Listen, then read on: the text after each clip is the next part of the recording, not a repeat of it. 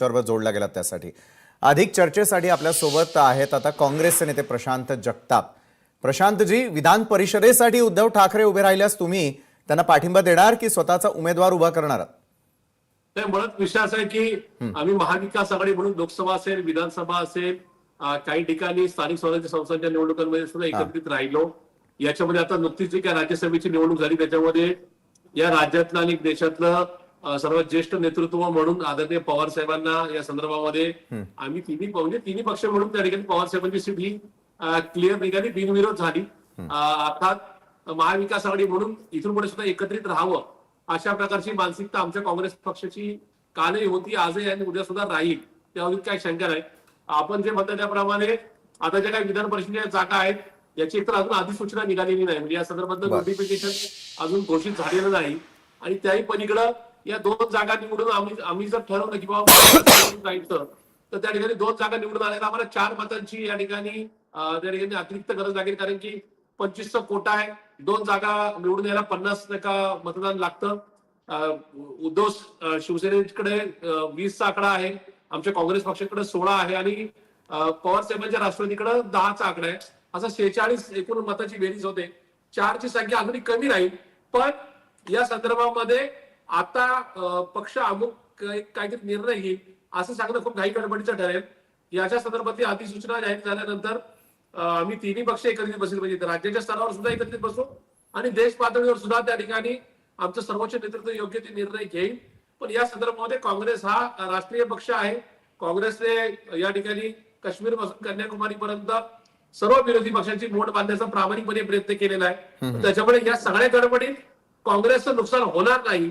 आमच्या पक्षाचं उद्याच्या काळामध्ये या ठिकाणी दमदार नेते जे उद्या सभागृहात असले पाहिजेत ते सुद्धा या ठिकाणी सभागृहात जाण्यापासून वंचित राहणार नाही, याची काळजी आम्ही पक्ष म्हणून नक्की घेऊ। नक्कीच। मात्र प्रशांतजी, महाविकास आघाडीमध्ये जागा वाटपावरून अद्यापही स्पष्टता आहे की नाही? काँग्रेसच्या नेत्यांमध्ये उद्धव ठाकरेंच्या फेरनिवडीबाबत एकमत दिसतंय? नाही, असं आता म्हणून म्हटलं की अजून एकदा त्याचं नोटिफिकेशन निघाले नाही, त्याच्यामुळे आता त्याच्यावर काय या ठिकाणी अमुक आमच्या पक्षाचा किंवा त्यांच्या पक्षाचा निर्णय झालाय किंवा अमुक निर्णय झाला असं सांगणं खूप घाई गडबडीचं होईल। पण याही पलीकडं आमच्या 2 सीट निघतात, त्याच्यासाठी 4 मतं लागतात। अजून ती 4 मतं कशी ऍडजस्ट होतील त्याचा प्रयत्न राहील। जशी राज्यसभेची निवडणूक बिनविरोध झाली तशी आमच्याकडे 50चा आकडा त्या ठिकाणी प्राप्त झाल्यानंतर शेवटी 30 निवडणूक बिनविरोध होऊ शकते।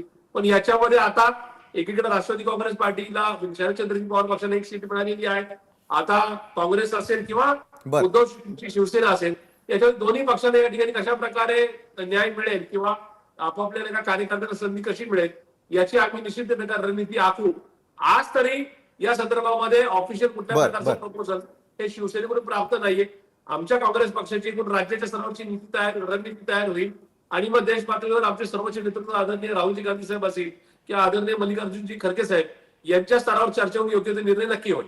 बरोबर आहे प्रशांतजी, पूर्वानुभव आहे, अनेकदा ऐन निवडणुकीच्या वेळी महाविकास आघाडीमध्ये मतफुटीची चर्चा रंगते। यंदा उद्धव ठाकरे उभे राहिले तर काँग्रेसचे आमदार त्यांच्या बाजूने खंबीरपणे उभे राहतील याची खात्री तुम्हाला वाटतेय का? निश्चित आम्हाला या संदर्भात कुठेही अडचण वाटत नाही। त्याचं कारण आहे काँग्रेस पक्ष आमचे 16 आमदार असून सुद्धा ज्या पद्धतीने ताकदीने आम्ही या ठिकाणी सभागृह गाजवतोय, आम्ही या ठिकाणी रस्त्यावरची लढाई करतोय, आमच्या आमदारांमध्ये कुठेही फाटाफुटीची शक्यता कालही नव्हती, आजही नाही, उद्या सुद्धा नसेल। आम्ही शेवटी एक सक्षम विरोधी पक्ष म्हणून या राज्यामध्ये आणि या देशामध्ये जनतेच्या प्रश्नासाठी या ठिकाणी पुढे यायचं किंवा रस्त्यावर उतरायचं हे आमच्या आमदारांची मानसिकता आहे। कारण आमच्यातला कुठलाही आमदार चुकीच्या दृष्टीने कुठला निर्णय घेणार नाही किंवा चुकीच्या पद्धतीने कुठल्या मताची फाटाफूट करणार नाही याची आम्हाला ठाम खात्री आहे। नक्की। धन्यवाद प्रशांतजी, तुम्ही आमच्यासोबत जोडला गेलात आणि सविस्तर या संदर्भातली चर्चा केली त्यासाठी। प्रेक्षकांना एक खास सांगू इच्छितोय की बारामतीमध्ये झालेला अजितदादांचा विमान अपघात आणि त्यानंतर